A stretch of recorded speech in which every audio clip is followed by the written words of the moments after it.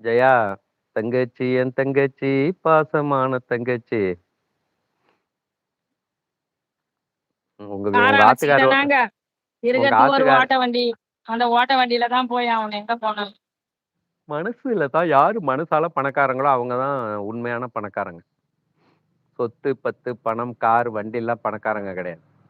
நல்ல மனசு உள்ளவங்க தான் பணக்காரங்க. எங்க ஜெயா மாரி. எங்க ஜெயா தங்கச்சி மாரி. அப்ப நான் ஆள் ம்.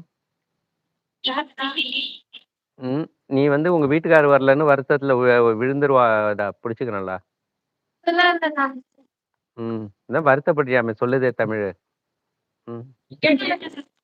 2 பேருகிட்ட இருக்கிறது ஒரு 50 பவுன் தேருமா தங்கம் அட பாவிங்களா!